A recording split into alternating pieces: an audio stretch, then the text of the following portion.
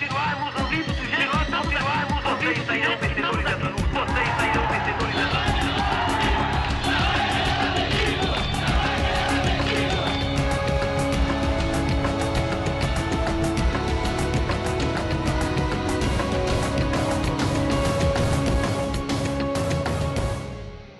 Esta é a trincheira que não se rendeu, a que deu à terra o seu suor, a que deu à terra sua lágrima, a que deu à terra o seu sangue.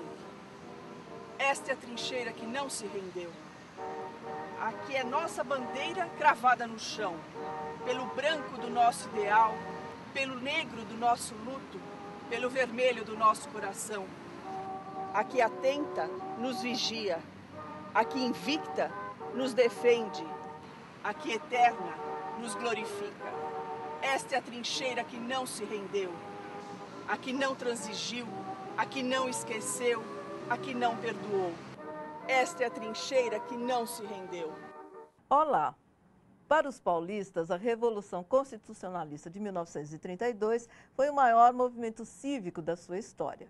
Encaravam a guerra como uma causa nobre.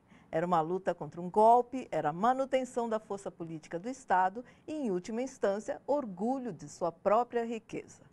Tudo começou em 9 de julho de 1932. Não durou muito, foram apenas 2 meses de uma luta que, no entanto, marcou profundamente a história do país. A Revolução de 32 é o tema de hoje do Memória e Contexto. Os nossos convidados são o historiador Alexandre Hecker e o pesquisador e professor de Sociologia e Política, Paulo Silvino Ribeiro. Na parte musical, o Samba Soul de Wesley Nog. Você pode nos ajudar a fazer o programa mandando as suas perguntas pelas redes sociais no facebook.com/RedeTVT ou pelo Twitter, @RedeTVT. Olá, prazer em recebê-los aqui. Olá, Vamos, prazer. Wesley, aí no cantinho da música, prazer em te receber também. Eu queria começar pelo seguinte: como era a situação política do Brasil na época da Revolução? Vou começar por você, Alexandre. Pois não.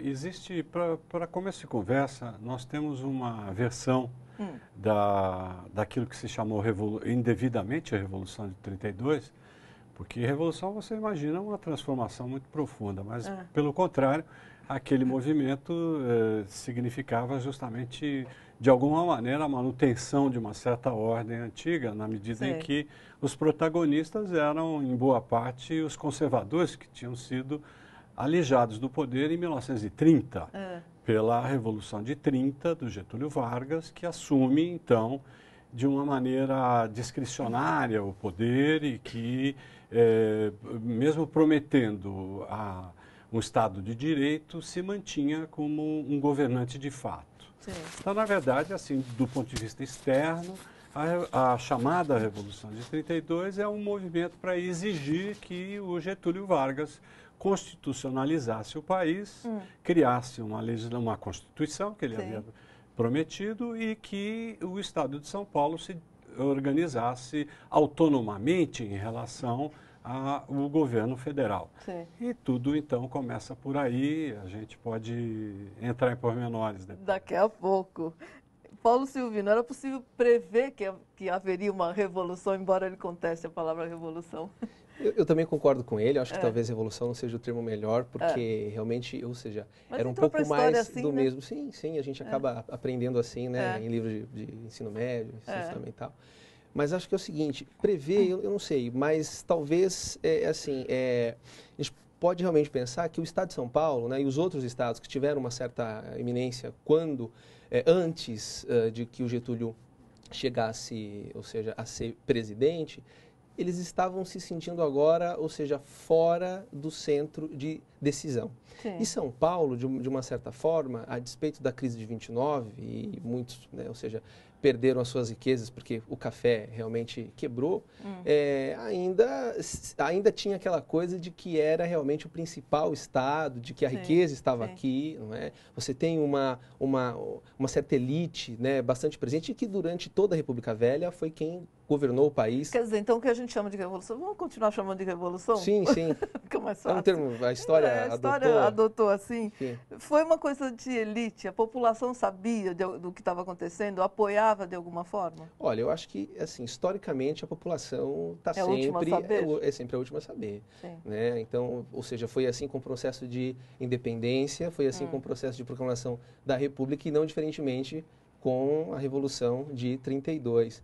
Eu acho que esse é um movimento de elite mesmo, né? Então, Sim. ou seja, claro que tentou mobilizar, talvez, nacionalismo não é a palavra correta, mas Sim. por um sentimento paulista, bandeirante, né? Veja, esse programa começa, né, com uma fala que enaltece o movimento, os valores paulistas, enfim. Então, acho que a criação dessa espécie de um sentimento de pertencimento a São Paulo é que motivou pobres e ricos a participarem disso. Agora, Alexandre, os paulistas estavam isolados? Como é que era nesse contexto todo? Então, você sabe que a palavra história, ela agrega pelo menos dois claros sentidos. Um é a respeito de tudo que aconteceu com todas as pessoas, etc. Sim. O outro é aquilo que está escrito nos livros. E nos nossos livros acabou passando uma interpretação da importância do Estado de São Paulo a partir da Segunda Guerra Mundial. Os historiadores paulistas tradicionais, vindos de uma aristocracia, etc., os mesmos que fundaram e organizaram a USP, né, o Departamento de História da USP, que é o primeiro grande centro de estudos, né? Esses eram indivíduos que buscaram enaltecer na história de São Paulo, sobretudo o Instituto Histórico e Geográfico de São Paulo, que é da onde saíram esses versos iniciais que nós ouvimos na abertura do programa. Esse grupo, então, fez uma interpretação que reunia o patriotismo paulista de 32 junto com o bandeirantismo. São dois momentos da história que, reunidos, enaltecem o Estado como se ele fosse, então, o grande construtor da nação. A locomotiva, né? Exatamente, a locomotiva esse conceito que já vem de carregava lá, vagões vazios, os outros estados, não é?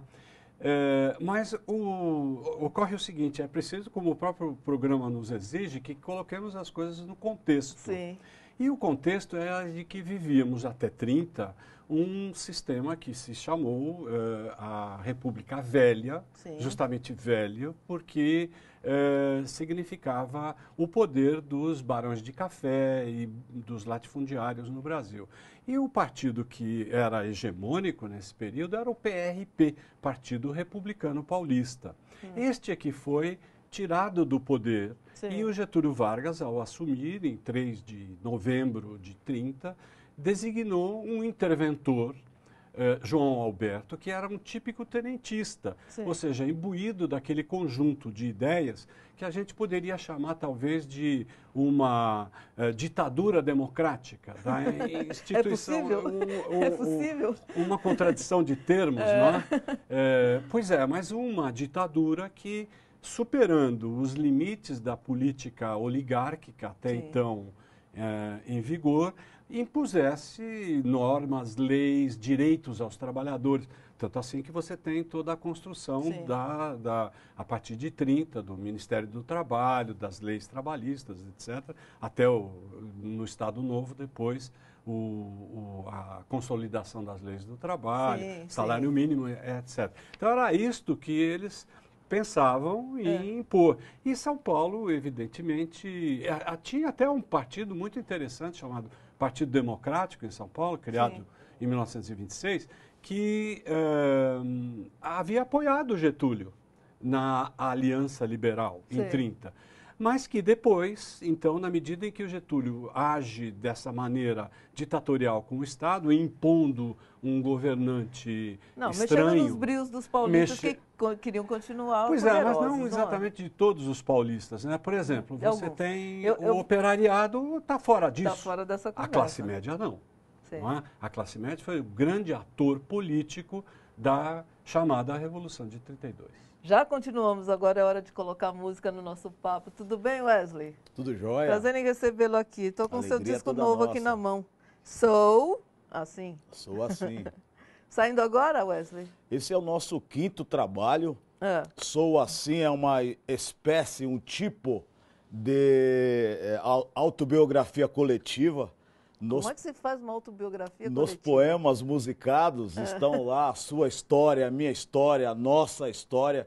De alguma forma a gente se identifica. Sim. Então por isso que é uma espécie de autobiografia coletiva, mesmo porque também tudo que a gente fez nesse trabalho tem a ver com as nossas vivências, com o nosso dia a dia, com a nossa resistência, a partir da Cooperifa, do Sarau do Binho, todo esse movimento de periferia que tem acontecido nesses últimos 10 anos. E agora, todas as composições aqui são suas? São nossas. Nossas, suas, né? Eu digo que são nossas porque quando elas saem da gente... né, Passa a pertencer a todo mundo. Justamente, acaba sendo coletivas, né? Onde é que você se insere na música brasileira, Wesley? É onde está ali, sei lá, Cassiano, Hildon, Tim Maia, é por aí? Essa é a nossa linhagem, Hildon, Cassiano, Da Fé, Jorge Ben, Tim Maia. Maravilha. Eu nasci, né, mamava no peito da minha mãe e eu via já essas músicas que, de certa forma, já eram uma espécie de alimento pra gente. Então a gente quer te ouvir. Você vai tocar uma do disco? Isso, vou tocar uma música chamada Não Há Mal Que Prevaleça. Ok.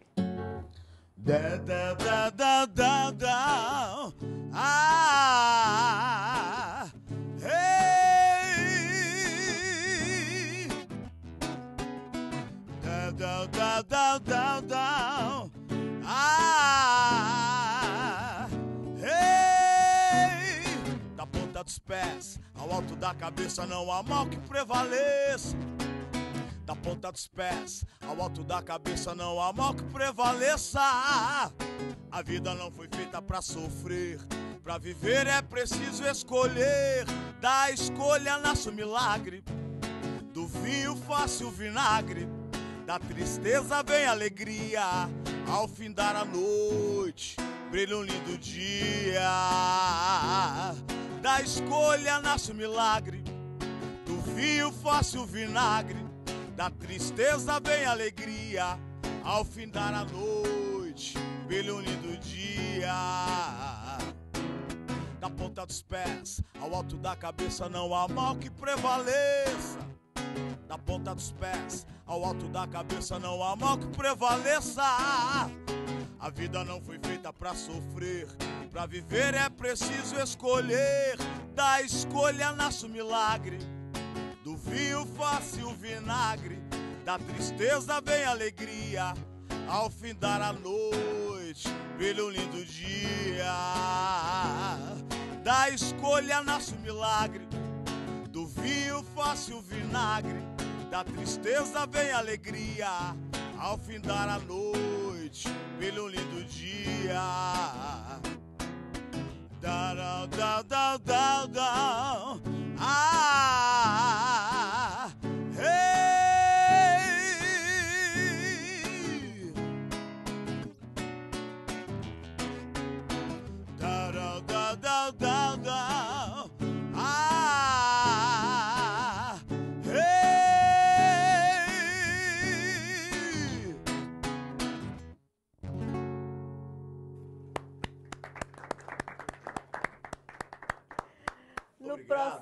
De nada.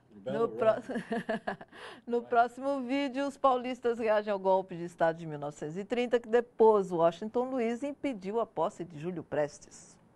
200 mil voluntários se alistaram e a estimativa é de que 60 mil combateram na Revolução Constitucionalista de 1932. O movimento partiu da elite paulistana.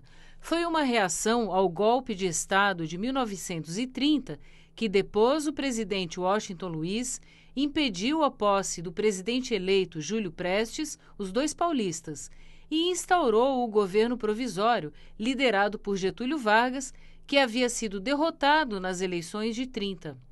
Getúlio tomou posse instalando uma ditadura, suspendeu a Constituição, nomeou interventores nos estados, dissolveu o Congresso Nacional, os congressos estaduais e as câmaras municipais. Antes da Revolução de 30, São Paulo tinha uma força muito grande. Ela, inclusive, era chamada República do Café com Leite, porque ficava uma alternância entre governantes, presidentes de São Paulo e presidentes de Minas Gerais, os dois estados mais importantes do Brasil.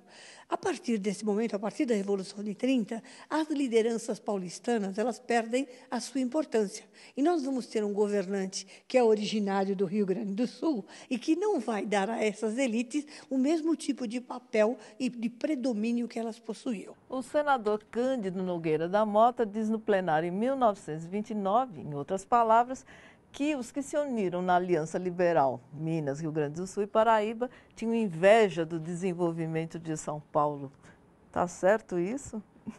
Olha, eu acho que, de certa maneira, não inveja, né, assim, no pior sentido, mas talvez em querer ter o mesmo poder, ou seja, para decidir sobre a nação, decidir sobre os interesses de outras elites, né? Sim. É preciso entender, achei bacana uma coisa que o Alexandre levantou, que já que o programa se chama Memória e Contexto, tem que contextualizar, não é? Eu vou deixar os dados históricos para ele, por ele ser historiador, vou tentar pensar do ponto de vista, digamos assim, social. Sim. Eu acho que é preciso entender que as elites que estavam encabeçando e desejando, né, tomar o poder, estavam tentando, ou seja, fazer isso sempre em nome e como uma questão nacional, tomando os interesses privados, interesses próprios, como questão nacional. Então, quer dizer, legitimavam, né, os seus discursos aí dizendo, olha, um Estado tem inveja do outro, a gente quer ter tanto poder quanto...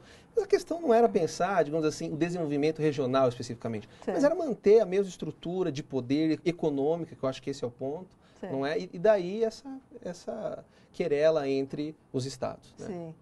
Agora, Alexandre, quando a gente estava exibindo ali o vídeo, eu olhei para você e estava fazendo assim. O que você contestou ali na fala? Não contestei exatamente, mas, por exemplo, quando se diz que dois estados eram mais importantes, o Rio Grande do Sul e São Paulo, Minas, né? Minas e São Paulo, ela estava se referindo à política do café com leite. Sim. Não é? Mas justamente, sem dúvida, as decisões políticas estavam no Rio de Janeiro, na capital do estado, do país.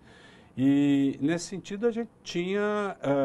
por que a gente pode adotar o nome Revolução para 30? Que, aliás, é uma discussão na historiografia. Existem historiadores que contestam também nesse sentido a mudança. Mas, de certa maneira, a coisa foi bastante alterada no sentido de que não se tinha mais aquela velha representação dos senhores latifundiários, que era próprio da República Velha. Agora, o que se colocou no lugar era... A gente tem sempre, é muito favorável para nós, historiadores, sociólogos, olhar para trás e ter o conhecimento de tudo que ocorreu e poder conjecturar a partir daí. Dizer como foi é mais fácil. Dizer como foi. Né? Mas quem viveu aquela circunstância tinha, por um lado, esse projeto que há pouco chamei de uma ditadura democrática dos tenentistas, ou tinha a defesa de uma democracia formal. E no caso São Paulo, essa democracia formal, liberal, o fato de existirem eleições, o fato de ter uma Constituição, isso tudo foi um grande mote para que São Paulo se reunisse e essas elites paulistas se reunissem em torno de uma guerra. Como é que era a situação do trabalhador nessa época? Eles não tinham direito a nada, né, o trabalhador? Pois esse é um ponto importante, porque primeiro a gente tem que fazer esse recorte histórico, né, de qual período a gente fala. A gente está falando então da primeira metade do século XX, no qual a grande massa trabalhadora não é urbana, ainda é agrária, ainda é rural. Né? Mas a gente já tem agora a formação de centros urbanos, como São Paulo, Rio de Janeiro, etc., que tem as classes médias, como o Alexandre disse, e também tem o trabalhador, o operário. Né? Estes, sim, né, que vão ter, digamos assim, uma certa... uma ação política muito mais ativa, de fato, muito mais presente do que o trabalhador rural. Por quê? Aí, de novo, a ideia da gente entender esse contexto. Quando a gente fala que no Brasil se discutia ou se pensava em trazer valores liberais, democráticos, são sempre do ponto de vista retórico, Porque na prática, o que a gente tem? Uma sociedade, uma estrutura social que não chegava a ser uma sociedade estamental, obviamente, mas que as relações sociais e a estrutura produtiva, política, ou seja, não tinha absolutamente nada a ver com a sociedade moderna, da qual a gente queria copiar, entre aspas, esses valores. Então isso é importante. Então veja, por conta disso, aonde que eu quero chegar? Os trabalhadores rurais, né, os trabalhadores, a grande parte, não tinham uma ação política de fato. Não, ou seja, nós tínhamos uma sociedade de caráter estamental, mas com uma elite tentando pensar como se existisse uma sociedade de classe, né? Mas não especificamente. Sim. Então eles estão sempre alijados, estão sempre fora. Vamos ver mais um vídeo, já já a gente continua o papo. No dia 9 de julho de 32, começava uma guerra civil no Brasil. De um lado, os paulistas, do outro, forças federais do presidente Getúlio Vargas. Eles faziam o que bem entendiam no governo de São Paulo. Foi por isso que os paulistas se rebelaram. Uma nova Constituição era o que queriam os paulistas. Lutavam por um governo eleito por eles. A revolta foi democrática, aproximou ricos e pobres, homens e mulheres. O discurso de Olívia Guedes Penteado e de Maria Soldado, uma pessoa humilde que era empregada numa casa particular e que sentiu no coração aquilo que todos nós sentimos: amor por São Paulo, amor pelo Brasil. Para conseguir dinheiro para comprar armas, foi feita a campanha do ouro para o bem de São Paulo. Davam até, né, alianças, né, anéis de ouro, brincos, broches, até alianças de casamento. Alexandre, diga você. Então, eu acho interessante que nós temos, como eu dizia, a história, ou seja, os fatos que hoje nós trazemos, etc., depende de uma interpretação. E aquela senhora que se apresentou ali, a dona Nelly, ela é presidente do Instituto Histórico Geográfico de São Paulo. Sim. Ou seja, é onde se congregam os historiadores, digamos, por assim dizer, mais conservadores. E que aqueles que pretendem justamente passar uma ideia de que o movimento de 32 foi um movimento democrático, mas bastante longe disso, uma vez que se tratava de a elite cafeicultora tentar voltar ao poder. Claro que as coisas não ocorrem com esta nitidez. Sim, só vai perceber depois. Que essas coisas dependem de uma pesquisa, de diversas pesquisas e tudo. Mas o movimento foi, em boa parte, muito conservador, porque ele queria impedir... Os paulistas acreditavam que ser possível uma vitória? Quer dizer, quando a gente fala os paulistas, não havia essa identidade congregadora, os paulistas. Você tinha, como muito bem explicou o colega, você tinha operários que não participavam disso e, muito ao contrário, viam no getulismo uma possibilidade de ascensão, de melhor. Sim. E você tinha uma classe média, sobretudo estudantes da faculdade de Direito e tal, que advogavam esse liberalismo formal e que acaba sendo assumido pela elite cafeicultora, porque é uma bandeira. Mas, na verdade, se opunha ao Getúlio. Quer dizer, levantaram lá, tanto que você vê que São Paulo, você vai a todos os lugares do Brasil, você encontra a Avenida Getúlio Vargas, ou você encontra monumentos. Em São Paulo não tem nenhum. Isso. Nenhum. Tem a GV. Talvez tenha, mas ela tem origem no Rio de Janeiro. É verdade. E a sede é lá. A gente já continua agora, hora de música na nossa conversa. Wesley, o que você toca agora pra gente? Tocar uma música chamada Paraty, que é uma homenagem à cidade de Paraty, mas também é um trocadilho. É o Paraty, né? O eu, o você, enfim. Okay. Vamos lá.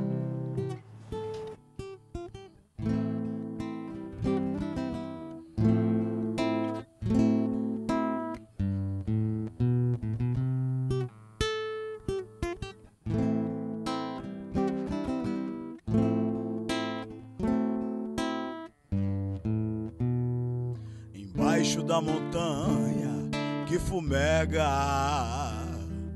amor que ao menos não se nega.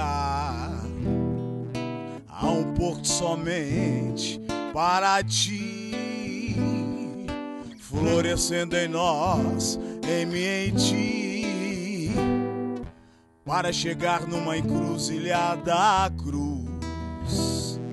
Alguém lembrou o corpo de Jesus. talvez tenha ido ao acaso, não se sabe se foi descaso. Lugar que não vou esquecer, ficará no pensamento até morrer. Lugar que não vou esquecer, ficará no pensamento até morrer. Ancorado está o mais belo barco, não se compra nem com marco. Nele está gravado o nome de Natália, menina bela que mora na Itália. Como se a natureza chamasse ao ventre de novo e a razão não percebesse o renovo. Há um porto somente para ti, florescendo em nós, em mim, em ti. Lugar que não vou esquecer, ficará no pensamento até morrer. Lugar que não vou esquecer, ficará no pensamento até morrer. Lugar que não vou esquecer, ficará no pensamento até morrer. Lugar que não vou esquecer, ficará no pensamento até morrer.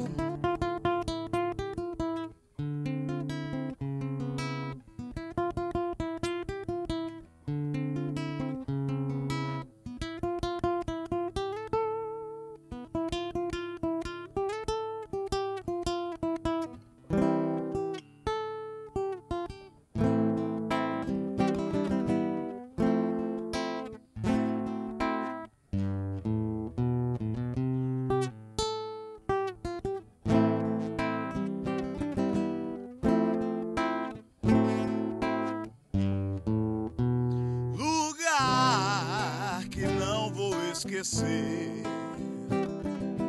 ficará no pensamento até morrer. Lugar que não vou esquecer, ficará no pensamento até morrer. Lugar que não vou esquecer, ficará no pensamento até morrer.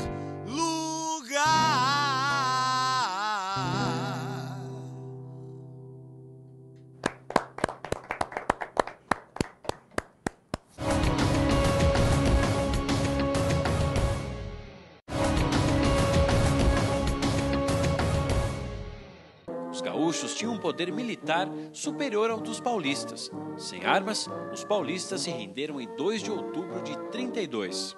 Ia ser uma mortandade à toa, né? Sem nexo, né? Não tinha como continuar. Há quem diga que os paulistas não saíram totalmente fracassados. Em 34, Getúlio Vargas concede o voto secreto, o direito das mulheres de votar e jornada de trabalho de 8 horas, reivindicações dos paulistas na Revolução.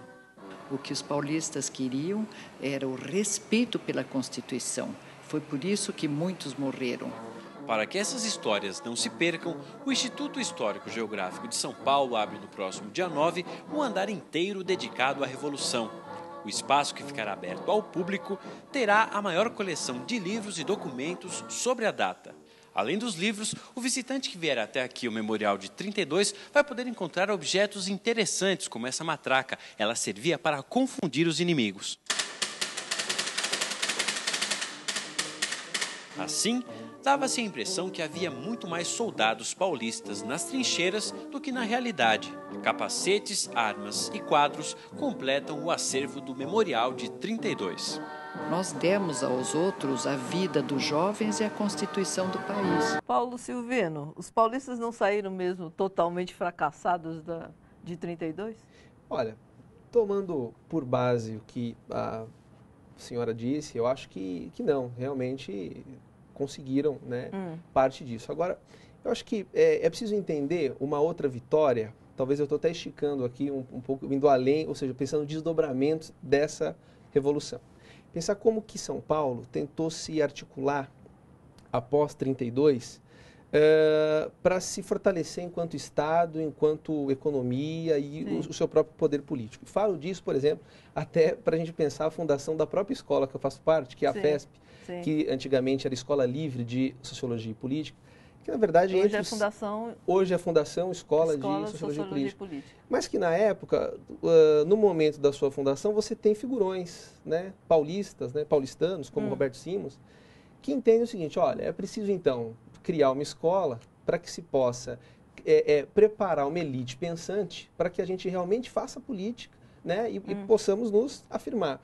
E aí é curioso, porque a gente vê o seguinte, também o que é prova que São Paulo não saiu derrotado é como que o Getúlio, né, o interventor e o Getúlio criaram a Universidade de São Paulo, que é de 34.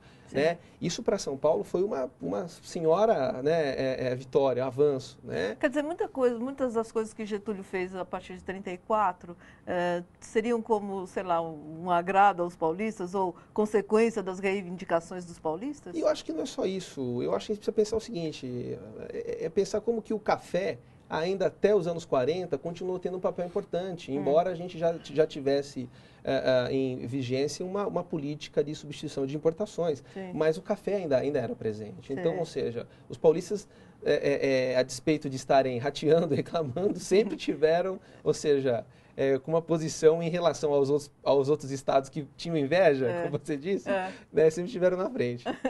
Agora, Alexandre, se a gente tivesse que traçar um perfil do Getúlio Vargas, lá dos anos 30, tal, que homem era esse? Ele era uma pessoa carismática, ele era um sujeito, um líder nato, como é que era Getúlio Vargas? Sem dúvida um grande líder e uma figura muito carismática, o que não significa que a gente autorize todas as medidas tomadas ou todo o governo Getúlio Vargas. Até porque tem dois Getúlios, não é? Pelo menos dois. Tinha muito mais do que isso. Ele dançava conforme a música, mas de toda maneira o Getúlio ditatorial, porque há pouco falávamos a respeito de que São Paulo teria perdido nas armas, mas ganho simbolicamente, porque pouco depois, em 33, o Getúlio convoca a Constituinte e aí então é que passam as mulheres a ter o direito, em 33, de votar, etc., muito antes de muitos países desenvolvidos do mundo. Mas ocorre que esta Constituição, que entrou em vigor no ano seguinte, foi logo suspensa em 35. E em 37, 10 de novembro, o Getúlio deu um golpe de Estado no modelo dos golpes fascistas que tomavam conta do mundo naqueles... Porque nos anos 30 nós tínhamos uma situação muito dilemática, muito dramática, que era quem viveu aquele momento, viveu entre duas grandes guerras mundiais que matou milhões de pessoas, como nunca tinha ocorrido na história da humanidade. E naquele momento a Itália, o nazismo na Alemanha, em Portugal, Salazar, enfim, na Espanha, o Franco, etc. e tal. Foram fontes de inspiração. Foram fontes até para a própria legislação trabalhista, porque esses movimentos, por contradição, eram movimentos também que se apoiavam nas reivindicações da massa. Eram movimentos de massa e o Getúlio teve o respaldo da população. Eu vou te interromper um pouquinho porque a gente vai ver mais um vídeo, já voltamos. O ABC também participou da Guerra Civil de 32. Mandou combatentes para as trincheiras. 150 foram voluntários. Eu morava na rua 15 de novembro, logo aí pegada da estação, e eu via o pessoal ali que eram convocados para ir para a Revolução marchar. Tinha muitas moças. Eu lembro de um farmacêutico que era o Pedro de Mello, tinha farmácia aí perto das porteiras da estação, na Bernardino de Campos. se não me engano, alguém dos Flackers também foi. Teve um outro família Grenzi. Eu lembro desses nomes. Um local de concentração pública era na rua Senador Flacker, em Santo André. Eles faziam a instrução aqui, depois iam para São Paulo e iam para a linha de frente. A região teve uma usina e a estrada no Guarará, em Santo André, destruídas. Nas casas, as rádios tocavam marchas militares. Quem passava na rua ficava acompanhando, escutando aquelas marchas militares que entusiasmavam o povo, né? Pontos da cidade foram transformados em centros produtores de munição. Um dos locais ficava em Utinga. Era a Fábrica Brasileira de Cartuchos e Munições, mais conhecida hoje como Companhia Brasileira de Cartuchos. Além de uma fábrica propriamente dita de munição que tinha na Avenida Industrial, eles montaram uma casa aí na Antônio Bastos, na rua Antônio Bastos, esquina com a José Cavaleiro. Ocuparam também um terreno grande que tinha na esquina, onde eles fizeram várias casinhas, e lá eles fabricavam espoletas, as balas. Essa casa ficou conhecida depois como a Casa da Munição. Bom, a gente pode ver que o ABC sempre teve uma tradição de luta, né? Mas acho que você estava querendo falar de uma outra coisa, né, Paulo Silvino? Alguma coisa ligada ao populismo. Isso, eu acho importante, né? O Alexandre disse que o Getúlio dançava conforme a música. Eu acho que ele conseguia dançar 3 ou 4 de uma vez, se é que isso é possível, né? Exato. Porque, olha só... Dançava mal todas. Pois é, mas de uma certa maneira eu acho que ele conseguia construir um passo que era presente em cada estilo.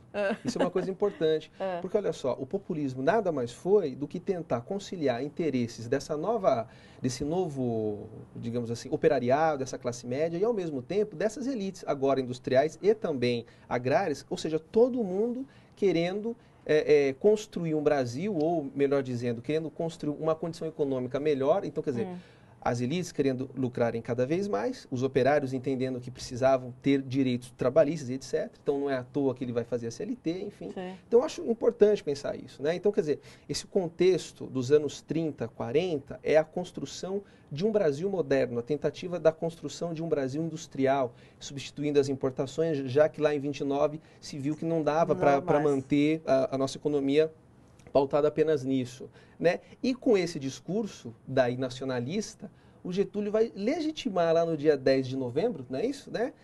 Dizendo, olha, é preciso entender que para os interesses universais, o governante personifique o poder. É uma contradição. Sim. Quer dizer, ele vai assumir individualmente o que é interesse universal? É contraditório isso. Então, com esse discurso, com esse interesse nacionalista, ele dá o golpe lá em 37 e decreta o Estado Novo. Música para a gente respirar um pouquinho. Vamos? Wesley Nog, toca o que agora? Uma música chamada Salve a Flor, homenagem às mulheres. Obrigada.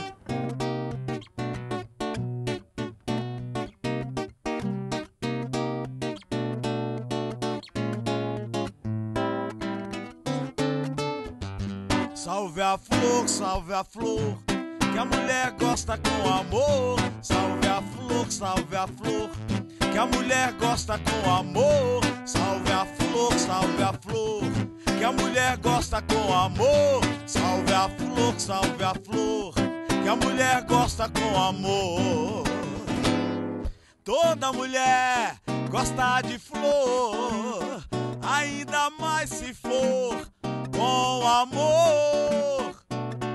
Preta, branca, azul, amarela, está sempre esperando na janela. Está sempre esperando na janela.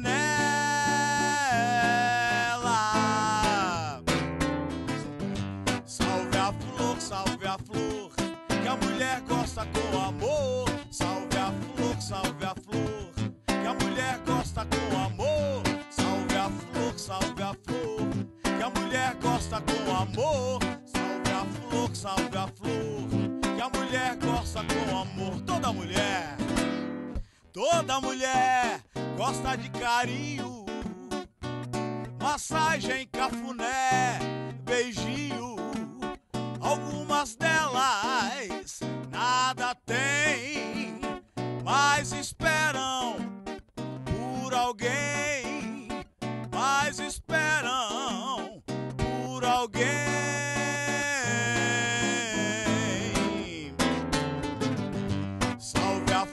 salve a flor, que a mulher gosta com amor. Salve a flor, salve a flor, que a mulher gosta com amor.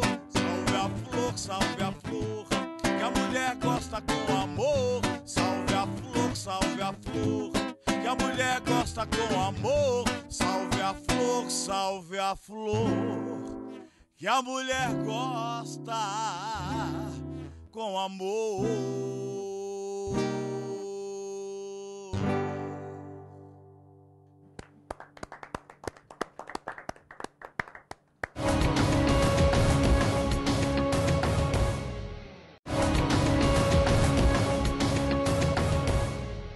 Ele era andreense.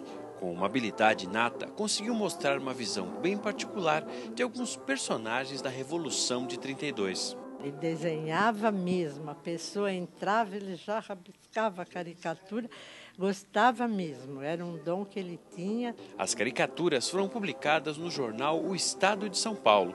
Em cada uma, as iniciais do nome. Era assim que Nelson Cardoso Franco fazia também com seus livros. Era um apaixonado pelas letras. Lia demais tudo que era livro, gostava, adorava aquela biblioteca dele, como se fosse uma relíquia. Bonachão, alegre, estudioso, mesmo com aquela idade ainda estudando. A história de Nelson Cardoso Franco se confunde em alguns momentos com a história de Santo André. Foi vereador, quer dizer que então participou também da política, né? E foi delegado também em Santo André. Esportista, tinha uma paixão pelo 1º de Maio Futebol Clube, um dos mais tradicionais da cidade. Antes de lutar como voluntário em 32, deixou uma carta de despedida no clube. Foi presidente de lá. Além disso, estudou engenharia, mas não completou e foi comerciante. Quem nos conta essas passagens da vida de Nelson Cardoso Franco são os cunhados dele. Foi casado com Rina Artiniz Camagini. Casou com 54, minha irmã com 43. Casou tarde com minha irmã, mas sempre desde novinhos que namoravam, faziam desde os 13 anos. Agora, eles guardam o desenho que Nelson fez da Ilha Grande, onde ficou preso durante a Revolução.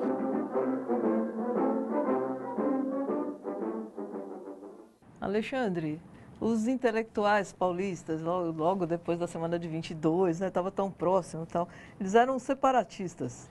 A gente tem vários exemplos. Mário de Andrade, Monteiro Lobato. Não que fossem separatistas no sentido absoluto, no sentido de que não constituísse um Estado à parte, ou um Brasil à parte, um Brasil B, né? Ou um Brasil A, como eles queriam pensar. Não, a verdade é que o separatismo era apenas para que aqui se impusesse. Então, o Pedro de Toledo, que foi um governante escolhido pelo Getúlio Vargas, um interventor, ele era paulista e civil, e esse era o mote. Não é? Então, nesse sentido, houve toda uma simbologia da pátria paulista, isso está marcado nos desenhos, como agora há pouco vimos, e em muitas reproduções. Mas esse separatismo, ninguém o propunha como definitivo, era algo que forçasse o Getúlio a constitucionalizar o país. Né? Agora, é sempre muito interessante a gente pensar que o programa que você faz, que vocês fazem aqui, é muito bom, porque permite que se discuta a memória. E essa é uma memória um tanto escondida, não é? Essa de 32. Porque ninguém sabe, mas todo mundo transita pela 23 de maio. Mas ninguém tem a mínima ideia do que significa 23 de maio. Ou seja, o momento do movimento MMDC, que eram os rapazes Miragaia. Martins, Miragaia, Drauzio e Camargo. Que iniciou, então, aí que se iniciou em 23 de maio, o movimento que depois, em 9 de julho, que é outra data, outra avenida importantíssima, e que as pessoas não sabem que é o primeiro dia da Revolução. Tanto quanto a música, não é o caso de pedir ao Wesley que cante 9 de julho, é a luz da pátria, não é o caso. Mas era o hino desta Revolução, desta marcha. Então, eu queria perguntar para vocês o que é que tinha sobrado da Revolução de 32, tanto no espírito do paulista quanto na vida política e econômica. Nada, né? Eu acho que São Paulo é tão plural, é tão cosmopolitano, que é difícil dizer isso. A tentativa, pelo menos, não sei se essa é a leitura correta do ponto de vista da história, mas acho que, assim, ali se tentava criar alguma coisa com certo patriotismo. Não sei se é a expressão correta, mas paulista. Hoje não. São Paulo, ou seja, tem essa coisa cosmopolitana, né, formada por imigrantes, então... Eu acho que é difícil dizer que restou alguma coisa. Agora, talvez essa coisa de ainda tentamos ser o Estado ligado ao trabalho, né, pujante, isso sim, eu acho que sim. Para encerrar, eu queria uma única frasezinha assim. Vocês como professores, vocês falam sobre a Revolução de 32 como um ato heróico dos paulistas? Sim ou não? Certamente que não. Não posso fazer isso. Então tá bom. Quero agradecer muito a presença de vocês. Mas deve ser muito estudado. Legal. Sim. Porque é importante, né? Isso é importante. Foi o que a gente fez pouquinho aqui hoje. Perfeito. Exatamente. Obrigada pela presença de vocês. Obrigado a vocês pela oportunidade. A gente encerra com música com você, Wesley. Ok. Vou tocar uma música para encerrar chamada Pichain, que é do meu 4º disco, Mameluco Afro-Brasileiro. E a palavra Pichain é uma palavra em tupi, quer dizer cabelo crespo, né? Sim. Não tem esse pejorativismo todo que a gente está acostumado a ouvir por aí. Então, homenagem às nossas origens, às nossas raízes.